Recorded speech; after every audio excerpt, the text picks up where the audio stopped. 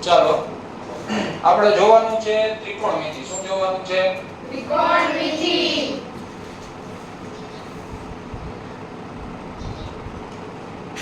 ત્રિકોણમિતિ ઇંગ્લિશમાં કહેવાય ટ્રિગ્નોમેટ્રી. શું કહેવાય?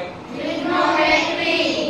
ત્રિકોણ એટલે આમ તમારું ત્રિકોણ તમે જે દોરો છો એ થઈ ગયું. મિતિ એટલે એનું માપન. ત્રિકોણનું માપન એને શું કહેવાય? ત્રિકોણમિતિ. બરોબર. પણ આ જેવો શબ્દ છે ત્રિકોણમિતિ એના કરતા કઈક પ્રક્રિયા કેવી છે? અલગ જ છે. તમે અત્યારે જે ધોરણમાં ભણો છો રેડી એના ઉપરનું આ લેવલ છે તમારું. અજાણ્યા કોઈ વ્યક્તિ વાંચે તો આને એમ કે આ sin છે. રેડી? હકીકતમાં વચ્ચે શું? sin સ્ક્વેર 60 ડિગ્રી વત્તા cos સ્ક્વેર 60 ડિગ્રી બરાબર ઇઝ ઇક્વલ ટુ 1. સાબિત કરો કે આને ઇંગ્લિશમાં એવી રીતે વંચાય કે prove that sin square 60 degree plus cos square 60 degree plus 1 એટલે 60 અને 60. રેડી? ઇંગ્લિશમાં એ રીતે વંચાય. ચાલો હવે આપણે આમાં જોવાનું છે. મેં તમને કાલે કિંમતો લખાવી હતી. અહીંયા મેં જે કિંમત લીધી છે ને એ કિંમત એવી છે કે તમારા દાખલા પૂરતી સીમિત છે. મેં તમને 0 ડિગ્રી થી અપ ટુ ક્યાં સુધી લખાવ્યું હતું ખબર છે? 360 ડિગ્રી સુધી લખાવ્યું છે. કાલની વાત યાદ કરો, કાલનો લેક્ચર યાદ કરો. 0 ડિગ્રી થી 360. આમ તો 360 પણ એમાં 300 સુધી મેં લખાવેલું. 360 સુધી આવે આખું સર્કલ થી. રેડી? તો અહીંયા સુધી મેં તમને લખાવેલું. આજે આપણે સાબિત કરવાના દાખલા જે ધોરણ 10 ની અંદર પૂછાય એ જોવાનું છે. ધોરણ 10 ની અંદર આવા દાખલા પૂછાય. અને આવા દાખલા ઘણી વખત MCQS માં પૂછે. MCQS માં કઈ રીતે પૂછે કે sin square 60 plus cos square 60 બરાબર ખાલી જગ્યા થાય. નીચે ઓપ્શન આપ્યા હોય 0 1 -1 કે આપેલ એક પણ નહીં. તો તમારે એ સાબિત કરવાનું. આમ હકીકતમાં તમે જુઓ છોકરાઓ તો આ એક વન ટાઈપ ઓફ નિત્ય સમ છે. એક પ્રકારનું શું છે? નિત્ય સમ. આવા ધોરણ 10 ની અંદર અઢળક નિત્ય સમ તમારે પાકા કરવાના આવે. 1 - tan સ્ક્વેર 60 બરાબર એટલા બોલ ફલાણું ઘણું બધું આવે. પણ અત્યારે આપણે એક નિત્ય સમ ખાલી સાબિત કરવું છે. ફર્સ્ટ ઓફ ઓલ જ્યારે આપણે આવું સાબિત કરવાનું થાય ને તો ત્યારે આપણે ડાબા અને જબાને યાદ કરીએ. કોને યાદ કરીએ? ડાબા અને જબા. તો ડાબા બરાબર તમે લખી શકો ડાબા બરાબર. જો આટલી વસ્તુ છે ને આ બધી શું કહેવાય? ડાબા બરાબર કહેવાય. આ શું કહેવાય? જબા થઈ જાય. તો ઘણા કે સાહેબ ડાબા એટલે શું? ડાબા એટલે થાય ડાબી બાજુ, જબા એટલે જમણી બાજુ. ચાલો જોઈએ. તો હું લખું છું ડાબા બરાબર sin સ્ક્વેર 60 વત્તા cos સ્ક્વેર 60 બસ આટલું જ લખવાનું. કારણ કે પહેલા તમારે ડાબી સાઈડ સાબિત કરવાનું થાય પછી શું થાય? જમણી સાઈડ. ચાલો આપણે જોઈએ. જો કે તમારી ડાબી સાઈડ સાબિત થઈ જાય એટલે ઓટોમેટિકલી જમણી સાઈડ શું થઈ જાય? સાબિત થઈ જાય. જોયા. ચાલો sin સ્ક્વેર 60 તો આ રીતે તમે લખો sin સ્ક્વેર 60 બરોબર હે. તો પહેલા તો તમે ડાયરેક્ટ જ કરી શકો એવું કઈ લખવાનું ન લખો. અહીં તમારે જોઈ લેવાનું કે sin થીટા છે એમાં 60 ડિગ્રી ગોતો.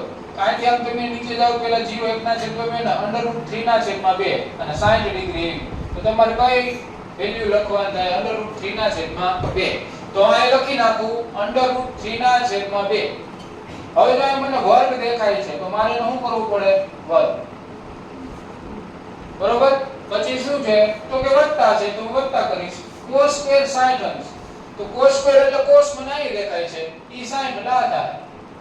તો અહીં શું આવશે? 1 ના છેદમાં 2 એનો શું થાય? વર્ગ. ચાલો હવે તો કાઈ નથી કરવાનું. સાદુરૂપ આપવાનું. સિમ્પ્લિફિકેશન. સાદુરૂપ ઇંગ્લિશમાં કહેવાય સિમ્પ્લિફિકેશન. હવે જો આમાં થાય એવું છોકરાઓ કે આનો તમે √3 ને વર્ગ કરો ને તમે એટલે શું થાય ખબર હે? આ √3 ઊંડી જાય. જ્યારે આવી રીતે તમારે જો આનો મતલબ આવો થાય તમારે જો હજી વધારે સાદુરૂપ કરવું તો આ રીતે થાય 2 * 2 થાય ને. કારણ કે આનો શું થયો? વર્ગ. અહીં માનો ઘન આવે તો 3 વખત ગુણાકાર કરવાનો. આને વત્તા આનો કૌંસમાં લઈ. ચાલો આનું સિમ્પ્લિફિકેશન કરો તો 1 * 1 છે તો 2 * 2 તો શું થાય? તો કે આ જે તમારું વર્ગમૂળ છે એ કેન્સલ થઈ જાય. 3 ના છેદમાં 2 4 થઈ જાય વત્તા 1 * 1 એટલે 1 છેદમાં 4 તો શું થાય? છેદ બધાનો સમાન છે. ધોરણ 6 યાદ કરો. અપૂર્ણાંક સંખ્યાઓ, દશાંશ સંખ્યાઓ ધોરણ 6 ની અંદર આવે છે કે જે અપૂર્ણાંકનો છેદ સમાન હોય એના અંશનો શું થાય? સરવાળો. 3 ને કેટલા થાય? 4 છેદમાં 4. તો 4 4 જાય તો 1 થાય ને? તો આ એક તમારો જવાબ આવ્યો. ઈ તો અહીંયા આવ્યું. તો હું એવું લખી શકું, તેથી ડાબા બરાબર જવાબ આપેલું વિધાન સાબિત થાય છે. પેલો દાખલો તમારો થઈ ગયો. આ રીતે તમારે સાબિત કરવાનું હોય. સમજાણું? ચાલો હવે એના પછીનો બીજો દાખલો. ઘણા કે સાહેબ આ તો હાવ હેલો હતો. બીજો થોડો કોમ્પ્લિકેટેડ છે. જો આપણે જોઈએ આમાં તો ઘણા આમ જોઈએ ને રકમ જોઈએ ને તો બી જાય. કેવું થાય જો 2 sin θ પર +2 tan 45 આ લખજો પણ આને ભેગું સમજી લે. ચાલો tan 45 -3 cos 60 -2 cos સ્ક્વેર અને 30 ડિગ્રી ની કિંમત શોધો. તમારે જ્યાં જ્યાં આ ડિગ્રી છે આ તમને કિંમત આપી એમાં તમારે sin 30 ની વેલ્યુ મૂકી અને શું મેળવવાનું છે? જવાબ મેળવવાનો છે. ચાલો તો હવે બરાબર આમાં જો ઘણા એમ થાય કે બરાબર કરીને દાખલો ચાલુ કરું કેમ કરું? તો આમાં આવી રીતે નહીં આવે ડાબા બરાબર. કારણ કે આમાં તમને શું કીધું? તું સાબિત કરવાનું કીધું. આમાં તમને માત્ર શું કીધું છે? કિંમત શોધો ને એવું કીધું. તો શું કરવાનું? તો કે ડાયરેક્ટ આમ તમે તેથી દાખલો ચાલુ કરી શકો. તેથી 2 sin 30 એટલે 2 ગુણ્યા sin 30 ની વેલ્યુ કેટલી છે જોઈ લેવાનું. sin 30 1/2 તો 2 ગુણ્યા 1/2 વત્તા 2 tan એટલે 2 ગુણ્યા tan 45 કેટલો થાય? 1. રેડી? 1 થાય.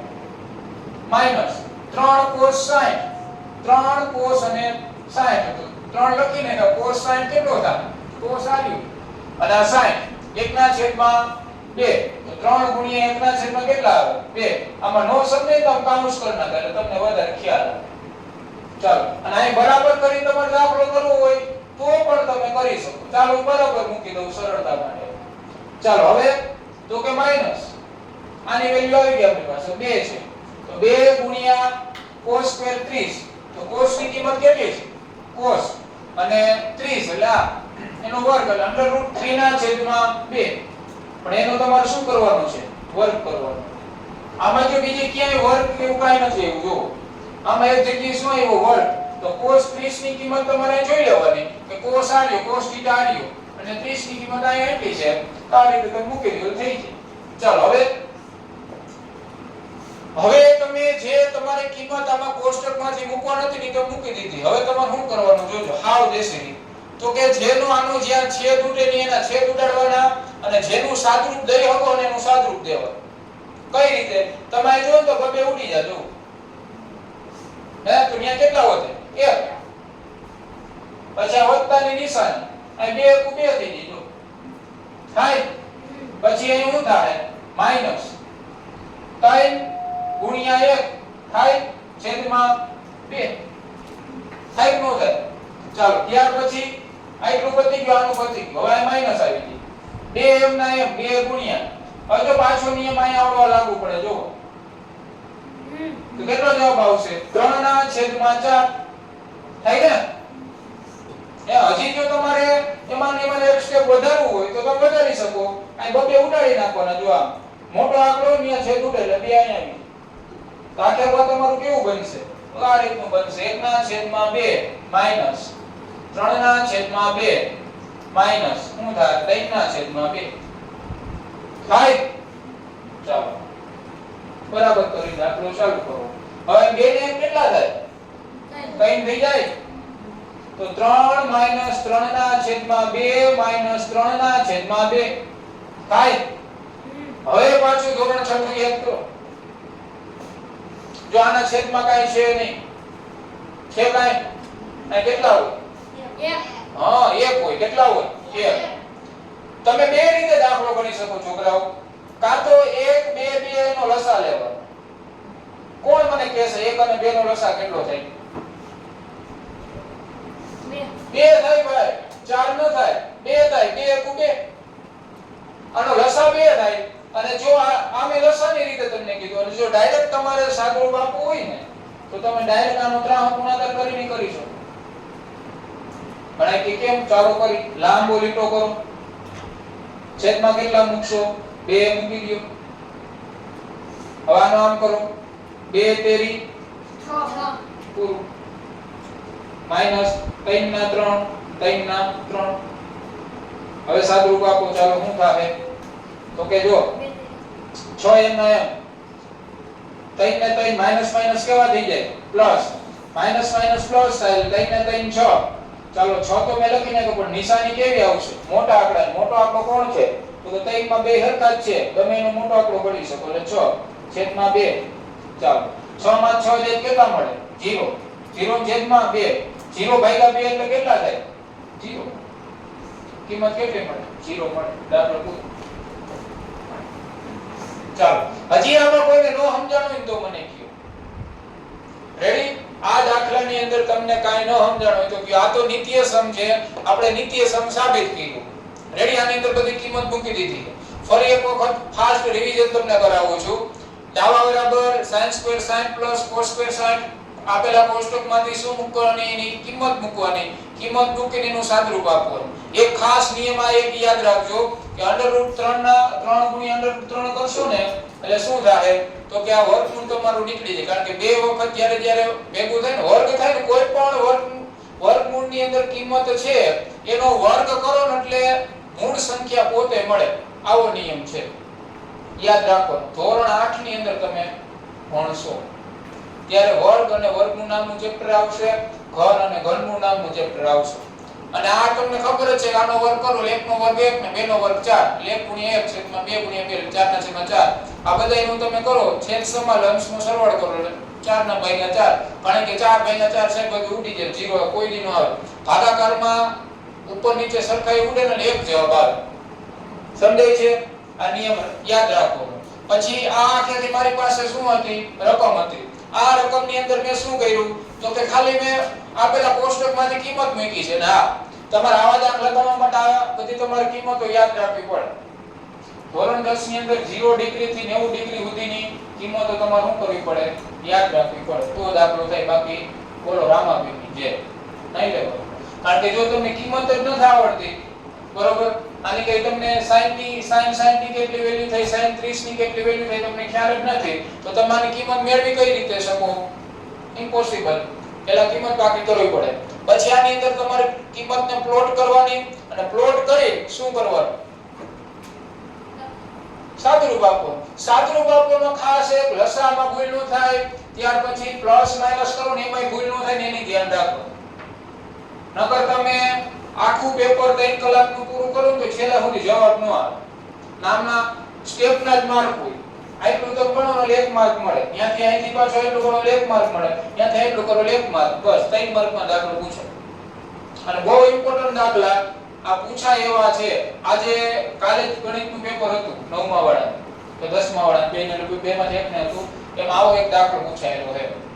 તમારા મિત્ર સર્કલમાંથી મેળવી લેજો કે તમારી કિંમત મેળવવાના દાખલો કોઈ પૂછાણા છે એટલે આવો દાખલો પૂછાણો. 210 આવે